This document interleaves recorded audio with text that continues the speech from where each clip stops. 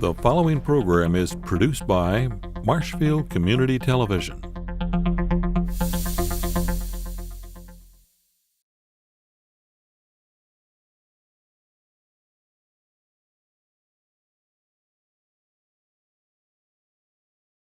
Louis Rivers was a pretty remarkable character. I mean, he had kind of a charmed life for a while, and then it kind of went downhill or spiraled downhill fairly fast. But there's a number of different stories about Louis Rivers, his family, and the early times in the city of Marshfield that I'm going to try to cover tonight. We're going to talk about Louis Rivers as far as being the founder of Marshfield. And technically, when you think about the first settler in a community, you refer to him as founder. I know when I tend to think about the founder of Marshfield, I think Governor Upham really put Marshfield on the map, so I tend to think of him first. But there's a lot of things that wouldn't have happened in this community if Louis Rivers hadn't come here first. And so he does deserve credit for the things that he did. Anyway, he was born in French Canada, province of Quebec in probably 1837, but there's no guarantee of that. When you look at the different dates for his birth, they range from 1820 to the 1830s. So it's kind of hard to really pinpoint exactly what year he was born. According to the stories that are out there about Louis, he didn't get along with his dad. And at age 14, he left Canada and went down to Maine and started working in the lumber camps down there. While he was down there, he learned to speak English, and then he started to get involved with the water transportation of logs. And river pilots, that was a really dangerous job, and it took somebody with some skill, some talents, the ability to think quickly, to do that job and do it well. And by the time he came to Wisconsin, and he did kind of migrate with the logging, he was recognized as a very skilled, dedicated river pilot. And he was a river pilot on the Wisconsin River. So what did he pilot down the river? I thought I'd go there first. And what they did was they created lumber rafts. And lumber rafts were not meant for sissies. So this is the kind of job that somebody got that really they had to be strong. Look at the oar on the back of this, that you were directing the traffic or the vehicle down the river. And there was an oar in the front and the back. So they hired river pilots that were known to do a good job. And there was always risk with the jobs. But what they did when they built a raft was they would take grub planks and they would drill 3 holes in them, one about a foot in on each end, and then one in the center. Then they'd go out in the woods and they would find some small hardwood trees, and they were usually, what, 3 inches, about 3 feet in diameter. It should be about 3 inches in length. Small trees about 2 inches in diameter, and then they'd dig up the first 3 feet of it and include the roots. And then once they got that done, they'd bore these holes in there, and then they'd put the holes or the boards over those holes, so they'd slide down. And then they'd keep crisscrossing the boards to come up with the different layers. So each layer of wood, lumber, went a different direction. So there were 16 layers. When it was all done, the raft was about 40 inches deep, and most of it was underwater, so you didn't see it. Yeah, this is a lumber raft. It's what's referred to as a crib. It's about 16 by 16 square, and there's about 4,000 board feet of lumber in it. And what they do next is they take those rafts and they put 6 or 7 of them together to create a rapids piece. And what they did was they joined them by coupling planks.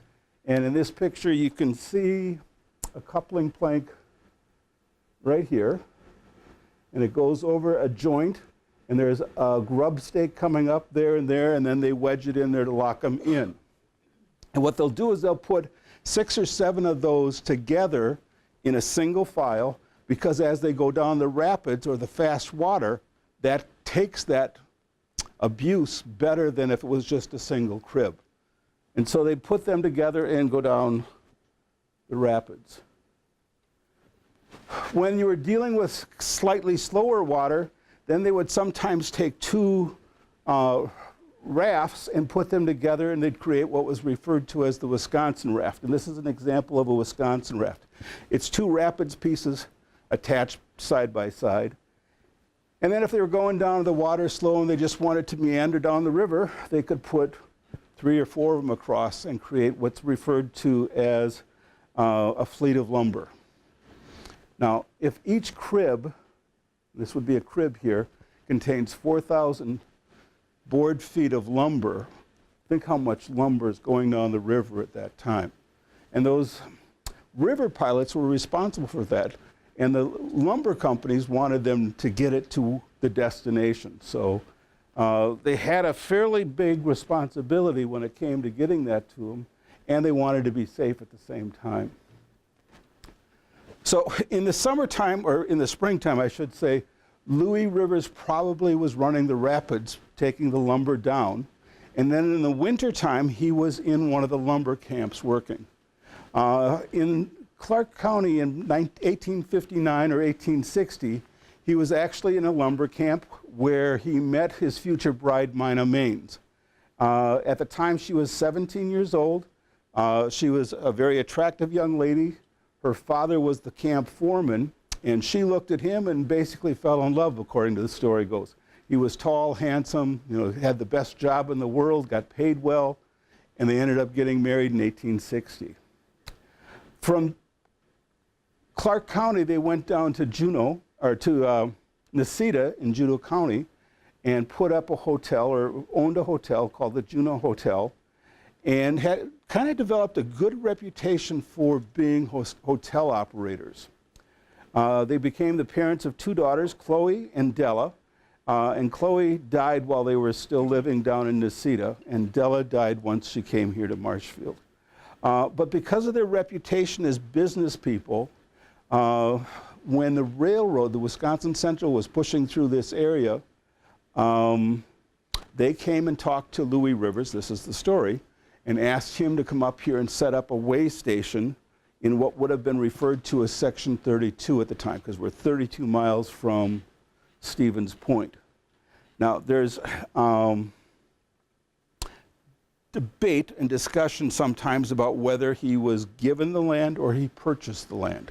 But it looks like he was given a several pieces of property on the original site where the hotel was built, and then after that he purchased other property around the town, in the town of Bakerville, the town of Lincoln, timberland and stuff. So he probably purchased some of it in town, and then also was given some to come up here as an enticement. Because Marshfield really owes its roots to the Wisconsin Central Railroad pushing north through this land, I thought we should start there. Stevens Point was actually the destination for the fall of 1871. And so from Menashita to Stevens Point, the railroad lines were put in from March 1871, I think, to November of 1871. And then in the spring of 1872, the intention is to start building west from Stevens Point and north up to Ashland and Lake Superior. And so what they had done is they had set up destination points, basically. And this is before they had names, the city names. And so they referred to Junction City or Junction as Section 11 because it was 11 miles from Stevens Point. Auburndale was 23 miles from Stevens Point, so it was referred to as Section 23. Marshfield was 32 miles, so we got Section 32 or just 32. And so it went on all the way up north. You can see on this map here, the 1871 piece comes in about here, and then from 1872 they're building up. And what they did was they built from Stevens Point over and from Ashland down. And the intention was to meet in the middle.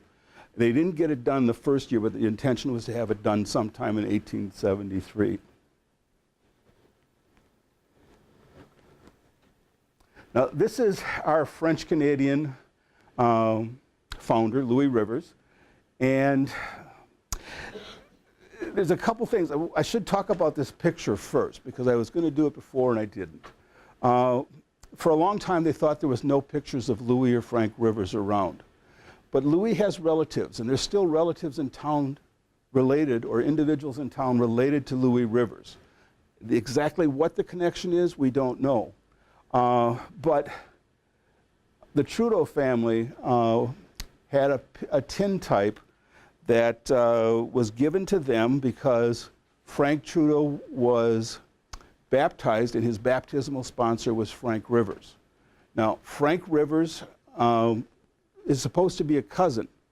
Now, if you go back and look, I have to think here, Madeline Rivers Wilcott was first cousin, or is supposed to be the first cousin of Louis Rivers and Frank Rivers. It doesn't quite work out first cousins when you look at their parents versus Louis and Frank's parents. And when you ask the family, they're not sure of the connection yet either. In fact, the first thing when the poster went up was there were a couple people asked if I knew the relationship between Frank and Louis Rivers to Madeline Rivers Wilcott. There's a connection, but we don't know exactly what that connection is yet. But it's close enough that when the Rivers family lived in Necedah, the Wilcott family moved from Canada to Necedah. And then when Louis and Frank moved to Marshfield, the Wilcott family moved up here to Bakerville. And when their son was baptized back in the late 1880s, Frank became one of the sponsors. So there has to be some type of familial connection. You just have to be able to put it together. Anyway, so we already talked about Section 32. The idea, the tradition is that Louis and Frank, Louis's wife Mina, their daughter Della, and a guy named Dolph Lupient arrived in Marshfield April 1st, 1872 to start falling trees and building a log house. Now, whether it was actually on April 1st, there's no papers to prove it, but that is the information that is available and that has been pretty much accepted for a long time, that Louis Rivers arrived here April 1st, 1872. When you try to find papers, because there's nothing here in Marshfield, you have to look other places to see if you can find something that will tie Marshfield into when Louis Rivers got here. And I hate to say it, it just doesn't work. So anyway, in June of 1871, we can find that the Wisconsin Central started building from Menasha towards Stevens Point. Again, in November, I said they got to Stevens Point. They kind of took the winter off, and then in the spring of the next year, starting in March, they started with construction from Stevens Point, moving westward, and then again from up north, moving south. What was interesting here was that there's another tradition in Marshfield that the first train arrived from Stevens Point on what day in 1872? Anybody know? No? Okay. Well, July 4th, supposedly 7 people met the train when it came to Marshfield in 1872. The problem with that story is that this little article here that appeared was written from Auburndale, and it was dated July 24th, 1872. And it says the Wisconsin Central excursion party of about 50, and we'll show you that in a minute, have arrived at this point 25 miles northwest of Stevens Point, the end of the Wisconsin Central Road. There's no way the train got to Marshfield July 4th if the end of the train is there in July 24th. So one of the things about traditions is that there's always a little truth in them, but it's not always guaranteed that it's absolutely true. So you have to kind of look at it that way. The other thing I wanted to point out here is the number of guys working. They wanted to close this off with only about 60 miles left at the end of 1872 to finish in 1873.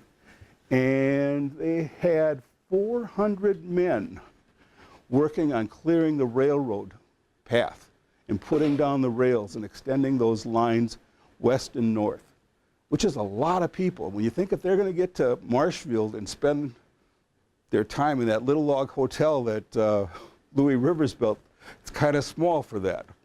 But 400 men is a lot of people to be building that particular railroad. Now, I mentioned that I wanted to show you the article. The article or the news that came through from Auburndale basically said they got here July 24th. The following week, when they published the paper, they put in the whole story about it. And they had 50 people on there, and there's a whole list of everybody from the governor that was on that excursion to the president of the railroad company. You name it, if they were on it, it's listed. But they also talked about what they were seeing, which I think is kind of cool. And the first thing is that when they're riding through this new territory on the railroad, they say, a heavy and varied growth of timber and evidence of good soil were found above Stevens Point, notwithstanding the previous skepticism of some parties as to the worth of the region. You know, the railroad had several purposes, but for us it opened up the timberlands that were not available because we weren't on a waterway. And so this is what really prompted people like Governor Upham to come into Marshfield, because we had the railroad coming through here. The other thing they did was they talked about how far they were going to get over the next couple weeks. And so 15 miles more road will be completed by the 1st of September. Marshfield's 9 miles from Auburndale. They're going to do 15 miles in less than a month, so they were probably doing a half a mile to 3/4 of a mile a day. They should have gotten here sometime mid-August. I've gone back and looked at everything that I could think of as far as finding something where they got to Section 32. Section 32 wasn't that important. It didn't get mentioned. Auburndale did because it already had a name. Marshfield didn't. It was just Section 32, and as the story goes, Section 32 was supposed to go away when the railroad went through. So it wasn't important enough to even mention. Now this is the headline that was in, I think this was the 1972 centennial edition of the Marshfield News Herald. Headline said 7 persons were on hand to welcome the railroad in '72. And again, it starts out, tradition says it was 7 people. And then it lists who those 7 people were. What do you notice about those 7 people? What? You got Louis, you got Mina, you've got their daughter, and then you've got Frank, but where's Dolph? Dolph Lupien, who was one of the first people to come to Marshfield and one of the last to stay here, they kind of describe him as being transient because he comes and goes. He was here after the log house was put up. He takes off and goes back to Necedah. From there, he takes off and goes to South Dakota. He comes back up and he homesteads in Clark County. He comes back to Marshfield. He kind of comes and goes in there a lot. So when he left, another family came up, and that was the Johnson family, Peter Johnson. There were 3 of them. There was Mr. and Mrs. Johnson. Both of them worked for the Rivers family. And then they had a daughter, Lena. And it was those 7 that supposedly met the train on July 4th, 1872, which we've kind of just said didn't happen. It was probably in August. We don't know the date, though. Now, one of the things that I think is important about these papers is, especially when it comes to Louis, is because Marshfield didn't start publishing a paper until 1879. The Marshfield Times was the first paper published in Marshfield. The actual first copies of those pages we don't have. Started being published in 1879, and sometime in 1882 is when we start picking up for microfilm and digital copies those papers. So we have kind of a black hole there when it comes to finding or documenting the history, the early history of Marshfield. We can go to the Historical Society and look at the old bound volumes. We can come here and go through those drawers there and look at the microfilm, or we can get digital copies online through newspaper archives or newspapers.com and look at the early newspapers. What I think is important, though, is because we've got that black hole, we don't know how to judge Louis Rivers. I mean, from 1882 to 1885, he's spiraling out of control, and that's what you're seeing in the paper. But the guy was a businessman. He really did do well when he first started. There's a little clipping I'll show you in a little while that talks about the diamonds that he was wearing, the gold watch. He wasn't a pauper. He wasn't throwing his money away. But we tend to see more of the negative stuff because that's what was in the paper when we have access to it. So you have to kind of wonder, are we seeing kind of a halo effect because of his bad behavior in the 1880s as opposed to the good things he did in the 1870s? So I wanted to kind of show you in relationship to where we are today, where the Rivers Hotel was built and where the first train depot were. They kind of sat opposite each other. And so if you look at this map, this is actually a current GPS or GIS map of the city of Marshfield. We are standing, here's Arnold, where's Maple? Yep, right here's the library. For some reason, it's not that current. They don't have the library on it, but we're standing here. And the Rivers Hotel was built over here in Founders Square. This is Depot Street. This is the Wisconsin Central line going through. And in 1872, there was one line that went through. And the first train depot was actually built on the north side of that track. And it's weird when you look at a picture, it's kind of built right in the middle of the road. So Chestnut Avenue didn't go, well, none of these roads were there to start with. The first road in Marshfield was actually Depot Street, going east and west. It was a mud road. It was a messy road. And then this is the 1883 bird's eye view of the city of Marshfield. And one of the things, this is the earliest map I think that exists of Marshfield, where you can see the city. And 1883 is already 11 years after Louis Rivers got here. And it looks pretty well developed. And it really was done as a promotional piece to talk to people about coming to this area. So they tried to make it look more developed than what it was. I'm sure most of these roads were not actual roads in that time because Central Avenue didn't get really put down until 1881. Between 1881 and 83, they didn't put in all these other roads. But what they had here in 1883 was a lot of wilderness. There was a lot of pine trees, hardwood trees in this area, and you wouldn't have seen that clear little clearing around the city that they tried to project here. But except for that, they really do a good job showing you what the city looked like as far as the buildings go. And we're going to use this map as we go through to talk about some of the buildings that we don't have pictures of. Now this is the first hotel. How many people have seen this picture before? Everybody's seen this picture. And you know, when they first started sharing this around town, there were people that didn't believe that was the first hotel building in Marshfield. The earliest recollection, not recollection, but the earliest account that I see where this picture is posted as the Marshfield's first either house or first hotel was in 1894. You know, that's pretty early when something happens that it's using an image, and then consistently that image gets used over and over. So I'm pretty sure that is actually the house or the hotel that was built by Louis Rivers. Now they talked about it being a two-story building, and it is 2 stories, but it's kind of a strange second story there. But besides serving as a hotel, it served as a church, a restaurant, a store, the post office, the saloon, and also for Sunday school. It wasn't, I don't think it was the regular school for the city, but for Sunday school. And of course the newspapers tell us all sorts of different things, and one of the things that's nice is, you know, somebody is always going to be recollecting what happened at a certain time.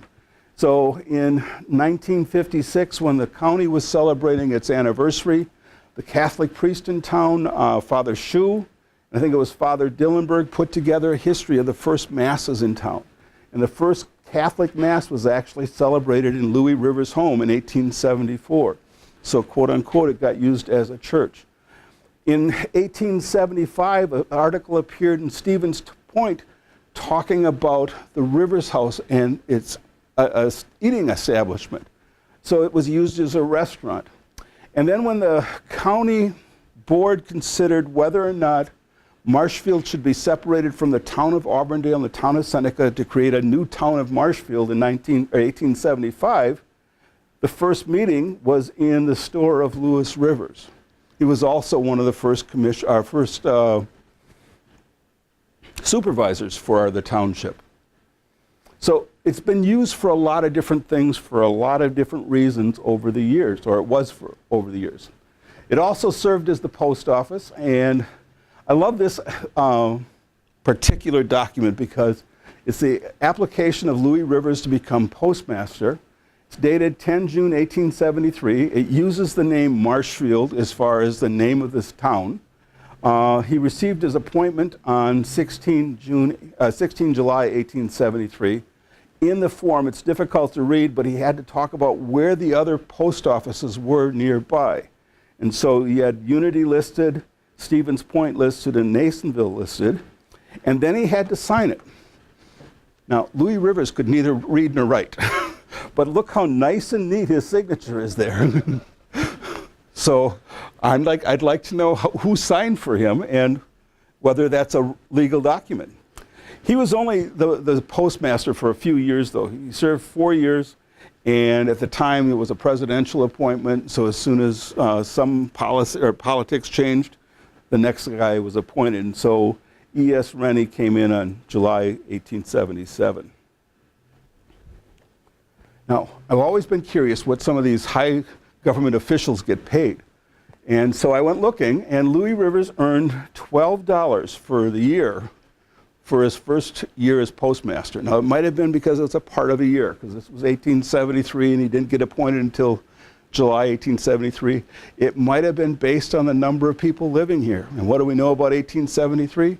There weren't a whole lot of people, so he probably didn't have a high level of mail going in or coming out. 2 years later, here he is again, and his salary has gone up $92.38. And then a couple years later, he's no longer the postmaster. But that was just one of his jobs. He was actually getting income from working for the government. But he had to have more than that in the fire. More irons in the fire than just being postmaster. We know he had the saloon, the store, but he also owned timberlands. And so we have the property that he was given, and this is the little corner, Founders Square basically, is the property that he was given. And then he purchased additional property. He also owned timberland. And it doesn't make sense to have timberland if you don't have a sawmill. And there's one reference to Governor Upham coming, or Mr. Upham coming in 1878 and buying the sawmill of Louis Rivers. And when you see a description of Mr. Upham's mill, it's always the Upham's first mill. It's not Marshfield's first mill. So I'm not sure that Rivers didn't have a small sawmill that he was using. In 1873 to 1878, there were a lot of frame structures going up. Did it make sense for him to ship the logs out to Stevens Point to have them cut and then ship them back? I don't know. I really wonder if there wasn't a sawmill here in town that we don't tend to think about. And so that was one thing. And then over here's a description of Louis Rivers, and there's no date to it. It's really disappointing not to have a date on something. This appeared in the centennial edition, or the fire anniversary edition, the 50-year fire anniversary in 1937 for the 1887 fire. And this F.J. Deckard talked about Rivers and how he would get up dressed in a black suit, long-tailed coat, top hat, diamond rings on his fingers, gold-headed cane, and a cylinder hat. This guy wasn't a pauper. And you got to be a successful businessman in order to kind of dress like that. And so something happened between whenever this account of Mr. Rivers was written and the time that we tend to think of him as being spiraling out of control. And there's a lot of things that could explain it. So there was a description of the Rivers Hotel that really appeared in the Marshfield paper that really did a nice job of explaining what the building was like and where it was situated.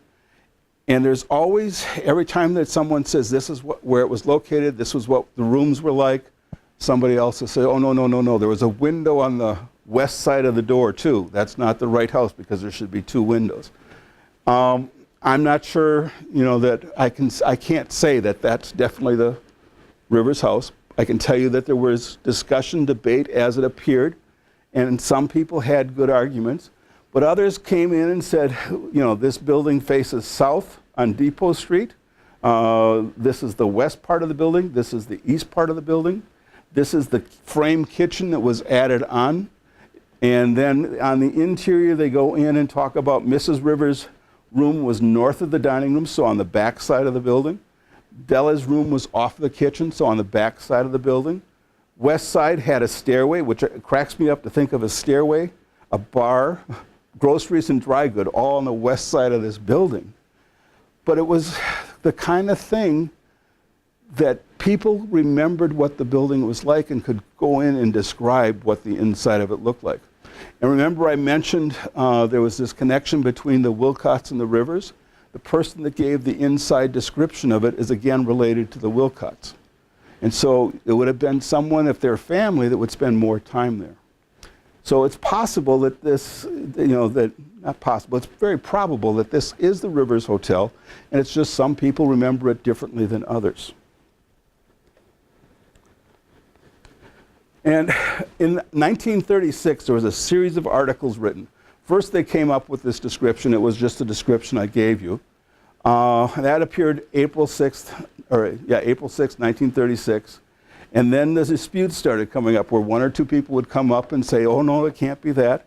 And then another one comes in and says, no, it can't be that. And then they would suggest that it belonged to the Hodgin family or to the Baxter family. It was on Maple Street. It was where the Thomas House sat. But nobody ever said it's not the Rivers Hotel. And so it still has a reputation for being the first Marshfield hotel.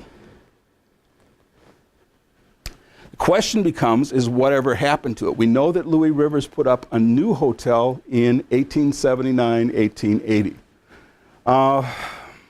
So what happened to the old hotel? Well, in May 1884, there's an article in the Marshfield Times that says that a temperance saloon was being started in Louis Rivers' old building. Now, it doesn't say where it was located. It doesn't say it's the Log Hotel. But a year later, Mina Rivers is selling the building to Daniel Buballs. Daniel Buballs buys this business, and it ends up being that Daniel's daughter, Ida, marries Ray Cherney, and the Ray Cherney home was at 115 West Depot Street, which is the corner of Founders Square where the log home was supposed to have sat. And so they believe that this house was actually a temperance saloon, and that was popular in the 1880s, an area where you could sit and have coffee and tea, cocktails that didn't contain any alcohol. Mina Rivers would have been the one that sold it. She divorced her husband in 1883, and we'll talk about that in a little bit more in a little bit. But it sounds like she got the property. Her brothers managed the hotel, the new one, and when the building burnt, she got the insurance money, and then she sells these buildings in 85. So anyway, if this is the building, it was also one of the buildings that was destroyed in the Marshfield fire in 1887. So it didn't just disappear, it actually burnt when everything else burnt in town. Now the New Rivers Hotel is kind of a cool building. And again, this is one of the ones where there's no pictures. I mean, you have to depend on these sketches. For the Rivers House, we have the 1883 bird's eye view. Another one of those buildings that was one of Marshfield's wonderful buildings was the old Corth Opera House. And we have to look at the 1891 bird's eye view because that only existed for about 3 years. This only existed for 3 years. And there's no pictures out there of either of them. But they both appear on the bird's eye views of Marshfield. So in 1879, November of 1879, they started putting the foundation in for the Rivers House. And it's a big house. It's a big hotel. It was 3 stories tall. The dimensions are there, 34 by 50 here. And then the little wing on the back was, my bifocals don't work, 22 by 30. And this was an addition that was put on in 1882. But what you have here is this big building that was on Central Avenue. When it was reported in the newspapers, it was talked about being the finest hotel along the Wisconsin Central Railroad. And they go on and talk about it. Actually, there's an article in the Stevens, well, this is the Wood County Reporter for 1883, and this is after it burns down. So it's giving a little bit more of the history of when it was built. The foundation went in 79, but the actual hotel was opened in 1880. Who built it? Talks about the size of the building, again, the wing of the building. And then that in 1882, Mr. Rivers puts on an addition, or a kitchen addition, that's 16 by 24 feet. And that's that little piece that juts out there. And it was the kitchen that was responsible for the fire in January of 1883.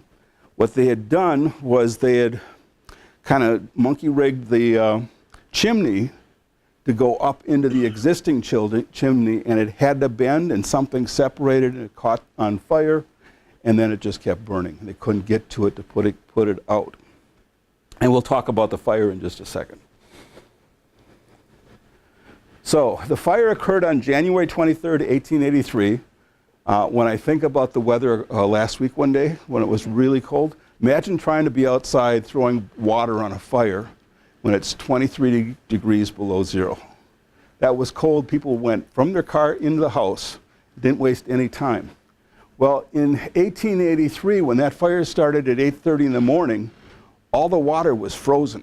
It wasn't like we could open up a faucet, or they could open up a faucet and get water like we do. And so because the water was frozen, I don't know why they didn't have pails or no ladders, but that's what the newspaper said. The issue was they had no water. And when it came to the building, they basically had to watch it burn because they didn't have anything to fight the fire with. The building started on fire at 8:30. The newspaper account says that it was out at 11, but it doesn't say whether it was out at 11 a.m. or 11 p.m. But they talk about it being a very slow burning fire. And 2.5 hours doesn't strike me as being a slow burning fire. So I think it had to have burnt all day. But that's just a supposition on my part. But what they did was they were able to save everything in the building. The first floor had all the dining room tables and the restaurant areas. Second floor was all the lodging, the bedrooms. And they were able to take the first and second floor out, everything. Even talks about them taking the banisters out of the stairways. But they didn't get the stuff on the third floor. The third floor was actually used for entertainment. You know, people would come in like for the Adler Theater or the Adler Opera House, where they'd have traveling groups come in and perform. That was at the top of the Rivers Hotel. It was also a place where they would come in and banquets and things like that. So anyway, so the fire was gone. And what was important about the fire from Marshfield is that Marshfield recognized that we needed to have some type of fire department. And so the loss of the Rivers House in January of 1883 is really what caused the city to go forward and request moving to city status in April of 1883. In April of 1883, we went from being just a little town to actually being incorporated as a city. And the reason that was important is because we could start taxing and using the money to fund fire department equipment. And so that was what was important about the Rivers House, and the idea was that there'd never be another fire where we lose anything. Well, April of 1883, there was a fire called the Frenchtown Fire. And I don't know, let's see if I put that picture here. Yeah, I did. Here's the Rivers Hotel. This would have been the location of the original Rivers House. And this was Frenchtown. And in 1883, a fire started here in April and basically took out a number of those buildings. And it was called Frenchtown because a lot of the people that owned it had French backgrounds. Lemire's, Canoyers, I'm not sure about Canoyers, but I think so. And Couture's, there's a list of different names, but they all owned their businesses in here. And when the fire started, again, they weren't able to put it out. but it didn't spread like we had with the fire of 1887. And let's see, here's the depot building. And you see how it's built right out into the road? So up until this point, Louis doing pretty well. I mean, he's building this big building. Even before the fire, though, he was losing because his wife basically had had enough by 1882 and she leaves him.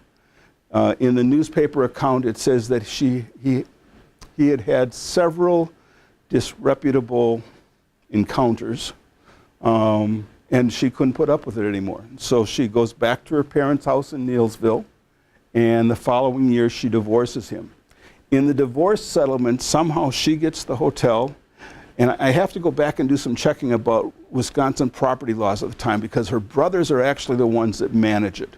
And I want to see if it has something to do with the state laws or whatever, or if they just did it because Louis was still around and maybe she wasn't as tough as they were. So I don't know.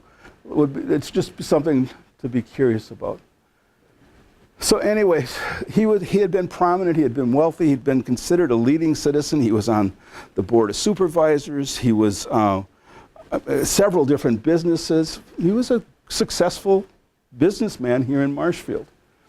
But in the 1880s, his wife leaves him, so he's single again. He's broke. He's actually arrested with what might be his cousin's husband for drunken disorderly. They pay someone pays his fine of $50, but Louis Rivers has no one left to pay the $50. And so he ends up going to the poorhouse because of that. Well, he ends up going to jail because he doesn't have the fine money. Can't buy himself out of it, basically. He's broke. And then he kind of has a reputation for being a drunkard. And there's several times you'll see in the papers where he takes a bottle of whiskey to the cupola up on the top and he runs around like a crazy man. Or that he's drinking and gets drunk and ends up in trouble. He also had a sense of humor, though, and this might just be the Schnitzler weird sense of humor coming through, but one story that I got the biggest kick out of, Alderman Girk fell off the sidewalk into the Central Avenue or into the roadway, and the next day Louis Rivers goes and gets a hook and makes a fishing pole, and he's throwing a piece of meat out in the street, fishing, and he's hollering for Girk to bite. And I thought, the guy's just got a weird sense of humor is all it is. So, but anyway, just an interesting character in some ways. So. Oops. Oh, well, this is the one I better mention here. In 1886, May of 1886, he's still at the poorhouse. And at some point, he gets tired of being there. He puts on his hat and walks away. And he just disappears. And everybody in Marshfield wonders what happens to Louis Rivers. You'll see rumors put in the paper about the fact that he is traveling with the Indians west or south. But nobody really knows what happens to him. Actually, for about 15 years, his name shows up and where's Louis? Where's Louis? Or Louis traveled and nobody knows where he's at. So we'll talk about Louis some more because we do know what happened to him. And we have to talk about the other Rivers family members that were still here in Marshfield. His wife, Minor Rivers, as I said, she divorced or left Louis in 1882, divorced him in 1883. The following year, after the hotel burnt, she was given the money for the insurance on the building. And they had a house built over in Neillsville for her on her father's property. One of the construction people was a guy named Derlin McTaggart, and she married him. And then they stayed in Neillsville until 1913, when, because of her age, probably, she was admitted to the Northwood County Asylum. And 2 years later, she dies there in 1915. McTaggart then, after he takes care of the funeral arrangements and things, he goes back to Canada. And he keeps in contact with Amanda Hendricks here in town. She's writing back and forth, verifying dates and things. And so a lot of the dates as far as April 1st, 1872, we have to thank Amanda Hendricks for and Derlin McTaggart because she would write to him and find out if he could verify something. Was it 72 or 71? How do you know? the wife said so, so, but it's an interesting man there, and he did go back to Canada, and he died in Canada. He's not buried in Neilsville, so he must be buried up in Canada. Mina was actually buried in Neilsville. This is her tombstone, and she was buried next to her daughter Della, who died in Marshfield in 1878. And then this is Della's gravestone, and the newspaper account talks about Della being beautiful, and they used a different word for it, but it was like she was more than just beautiful. She died when she was supposed to be 18 years old, 1875. That's not right.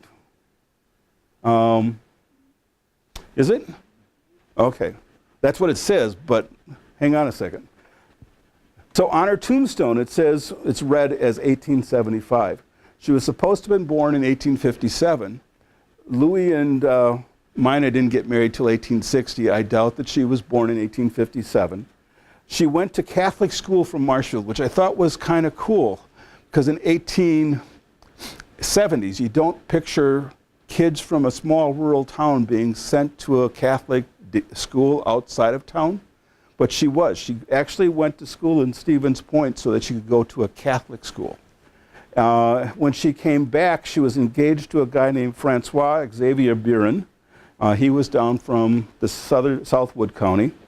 But before her marriage, about a week before the marriage, she developed typhoid fever and died.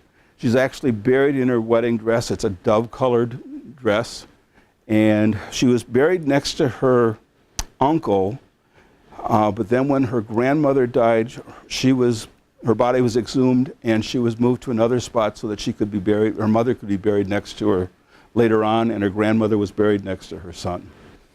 Now, this part here, there's no such thing as things being written in stone, and that's why this is here, and it's wrong. You never take one source, and so this is kind of a genealogy lecture and a genealogy tip. Because she died before 1907, there's always the chance that she'll be listed in the pre-1907 birth, death, and marriage records that are available through the State Historical Society. And when you go to the Historical Society website and check for Delphine Rivers, she's there. And you go down there and pull up the record. It shows Delphine Rivers, white female, 18 years of age. She died in Marshfield. Her mother was Mina. Her father was Louis. And then it gives the date September 25th and no date. So maybe 75 is right. But if you go down a little further, and I know it's difficult to read, it was recorded on September 28th, 1878, and it was taken to the registrar's office in October of 1878.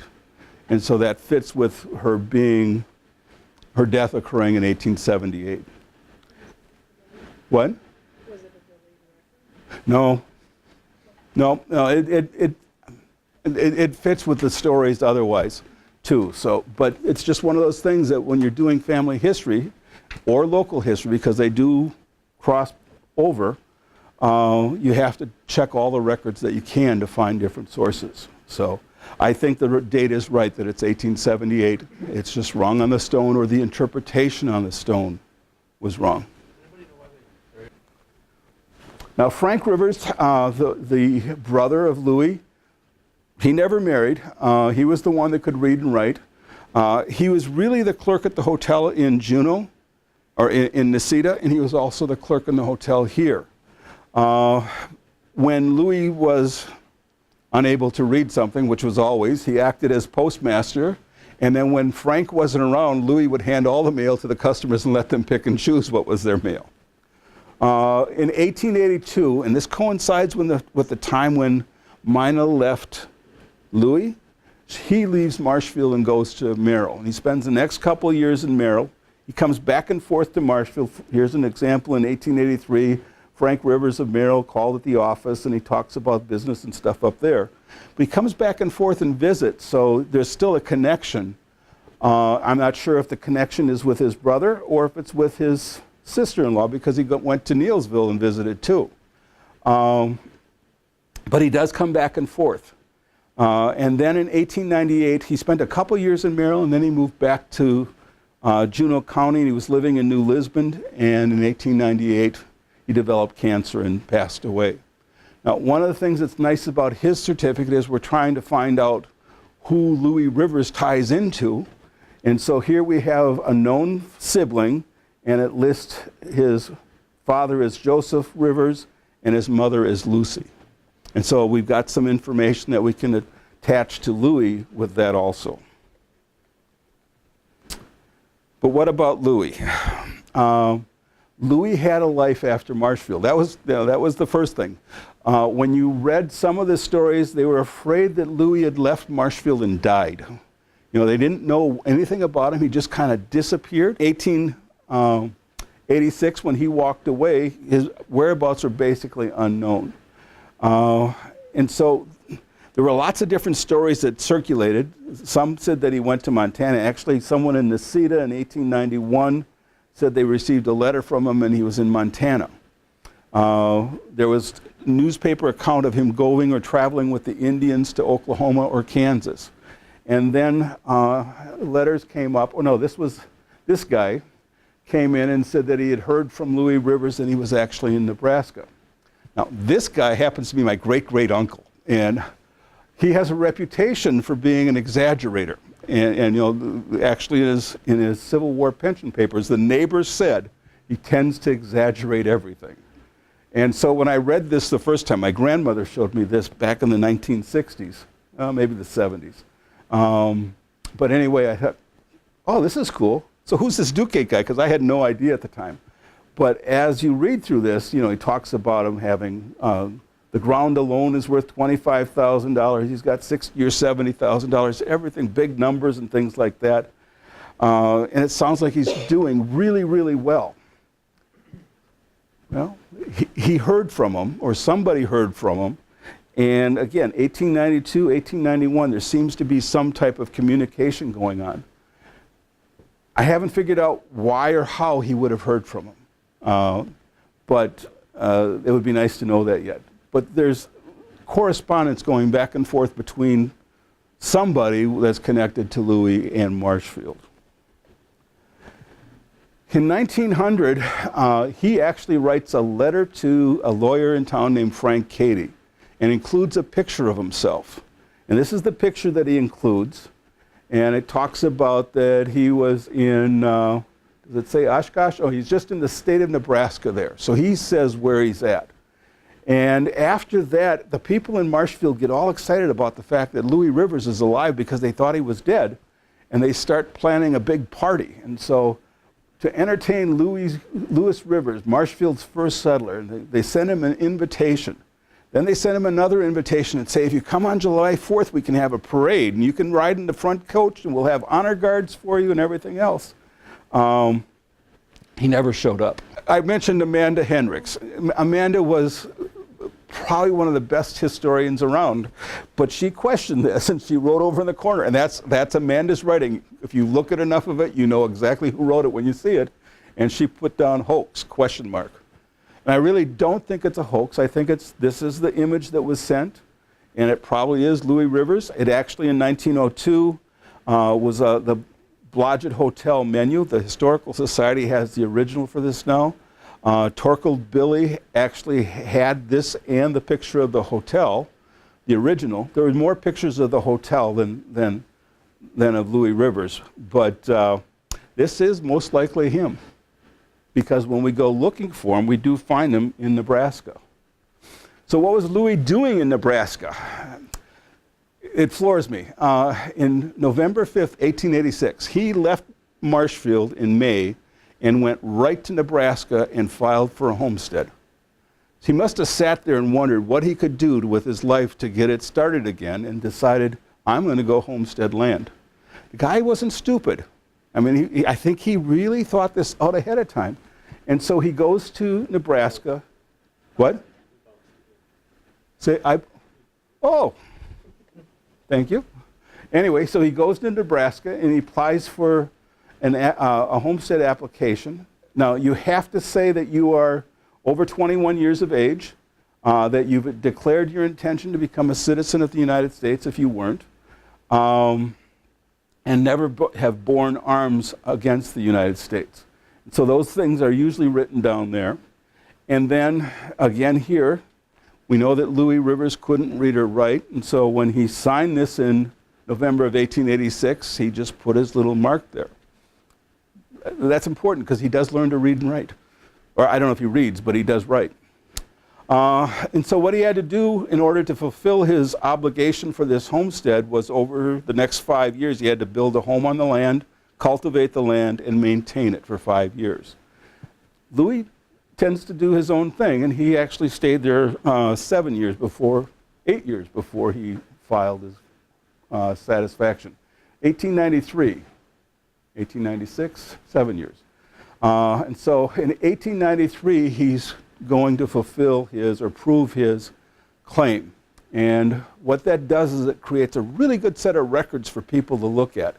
And so you can go online and find Louis Rivers homestead records, and it includes the application, which was on the previous slide, a certificate of publication, meaning that after he's completed or he's lived there for 5 years and improved the land and things, there'll be something published in the paper and there'll be a copy of it in the file.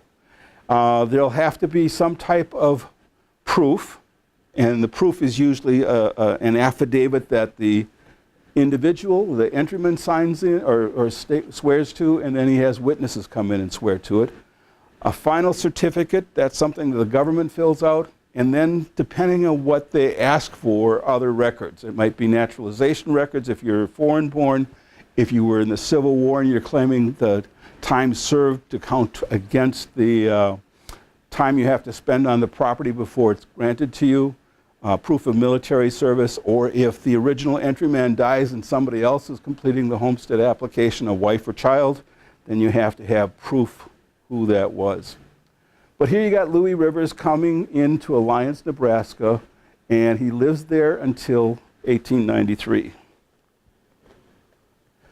The other things is the intention for final claim. He had to go into the office and tell them that I'm going to go through and share my final proof. And he signs that. And that's what's important on both of these documents. Now instead of just his X or his mark, he actually starts writing his name. It's difficult to read, but he is writing. And then it goes on, and there's an affidavit there. And then they have to submit this homestead proof. And the homestead proof is actually a series of questions. It varies from year to year when you're filling these out, what questions they ask. In Louis' case, they asked 13 questions. It says, what's your name, written in full or correctly spelled. And so he spells it Louis Rivers, age 60, and he lived in Alliance, Nebraska. Are you a native of the United States, or have you been naturalized? He was born in Canada and now naturalized citizen. Then are you the identical person that made the entry? And it says I am, and it gives a description of the paper. Louis was not a good record keeper, and he says I lost my original receipt. And then it says, when was your house built? And he goes in and talks about it was built May 1st, 1887. The house was 12 feet by 14. He's got a barn, a well, and 11 acres cultivated, and its value is about $150. Question 5, of whom does your family consist? It says, I'm a single man. And then they had to answer the question, were they on the property continuously? And the reason was they were supposed to be there for 5 years, and they wanted to know whether or not you were. And he says, not steady. I have had my home there, plus nowhere else all the time. So what he's saying is, it was home, but he wasn't there all the time. And then it says, you have to explain when you were absent. It says, about 2/3 of the time I have been away. Now that would put up a red flag to me. That's a lot of time to be away. But then he goes on to explain, he had to go away to make a living. 4 months and 2 days, I'll have to go back and look at that, was the longest that I was away. I always kept my home there and operated the place when I had nothing I could do at home. Having no team, I went and found work. He answered the questions, and then it goes to the office and they evaluate it. How much land you have, or how much land do you cultivate? He did 5 acres in 1877 up until 1890, and then 11 acres since that time. That's not very much compared to a lot of them when you look at homestead records, but he's up there in years. He's over 60 years of age already, and the Nebraska soil is a tough one to cultivate because of the root system on those prairie grasses. And it says, your present claim within the limits of an incorporated town? And he answers, no, no town, no trade or business. And what is the character of the land? It's basically prairie farming land. And then are there indications of anything, any minerals basically? And he answers no. Characteristics of the land, you know, and just, no, this is the only one. He wanted to know if you had any other property. And then here they asked if he'd mortgaged it, because sometimes people would work on the homestead and sell it off to somebody so that when it was done, when they were done fulfilling the claim, somebody else actually owned it. And the government didn't like that, so. And then the last question was if there's any other property, and he says, no, all I have is this land. So after I look at this and I think about the letters that came, or the newspaper accounts that came out, he was okay, but he wasn't that successful $25,000, $50,000, $70,000 wealthy man that they were trying to make it out to be. Why didn't he come back in 1900? One reason might have been that he had fractured a leg. You know, at that time he had a fractured leg, so it would have been more difficult for him to travel. And in a minute I'll show you another reason. Now, after you get all these papers submitted to the government will go through and look at them, and if they have a question, they're going to write back to you and make you answer it. Louis never had a chance to homestead without getting a question, because he didn't keep good records or didn't follow through with things. And so anyway, he submitted his application, and they came back and said, we want some more information. And in this case, had to do with his declaration to be a citizen. He never followed through and actually got naturalized. And because of that, there was no record of his naturalization, so he had to go through and do it again. And so it kind of held up his getting the property until he went through and did it again. Here is his declaration of intention, and it was filled in at the time he was trying to prove his claim. He had to go back and redo it and submit it so that they would give him his land grant. And he kept it for just a short time, and then he sells it. When I found this, I thought, all right, we've got him, because I want to know where Louis Rivers died. And if he owned land, there would be a probate record for him when he passes away. But the first thing he does when he gets this land grant given to him, he lives there for a couple of years, and then he sells it. And so now, once again, I don't want to say he's lost, but it's harder to track him down when you don't have something to tie him to a location. So he sells the property, and he actually gets $1,000 for the property that was only a couple years ago worth $150. So he was a good businessman. But what was funny, when I looked at this, I thought, why did he do that? So in 1893, he satisfied his homestead claim.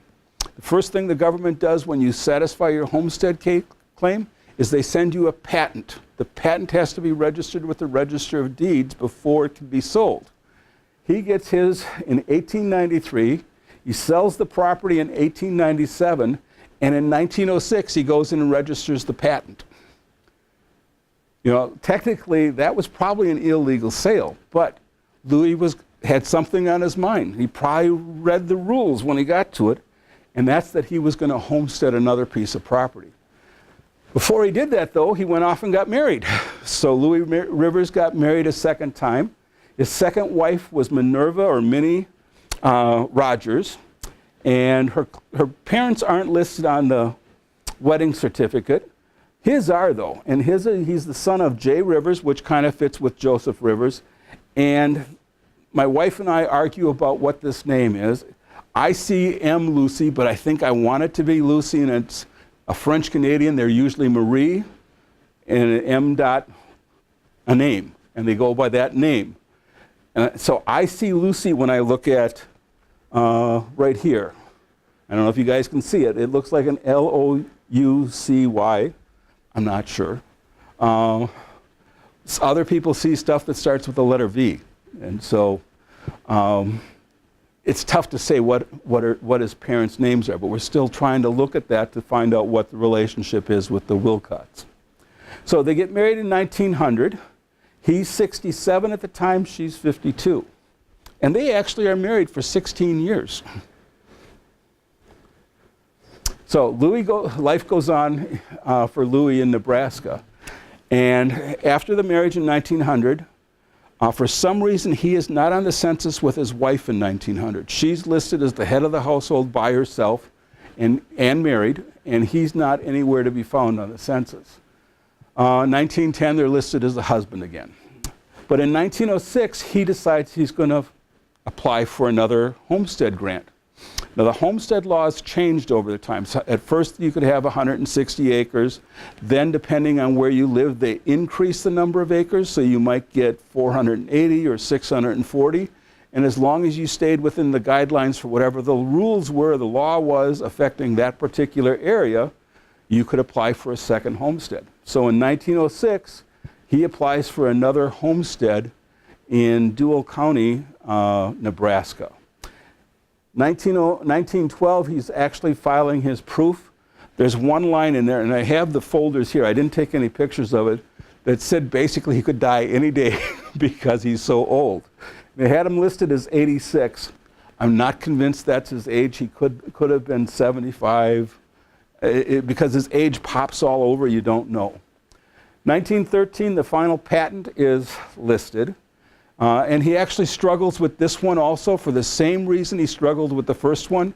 He never kept his naturalization records. And so when he went to prove this claim, he had to go back and get the naturalization record from the first file and to say that he was naturalized. 1916, Minerva, I don't want to say she leaves him, but at Christmas time, she takes off and goes by her son's house. She spends about 2 weeks there, and while she's there, she passes away. And her will actually leaves everything to her son, George, and doesn't mention Louis. So I don't know what to make of that. Louis is still alive, living in Nebraska. In May of 1916, he's proved his claim, he's got the land, and he sells it. And then he disappears. And so we're right back where we were about 5-6 years looking for clues, and Lori says phone books.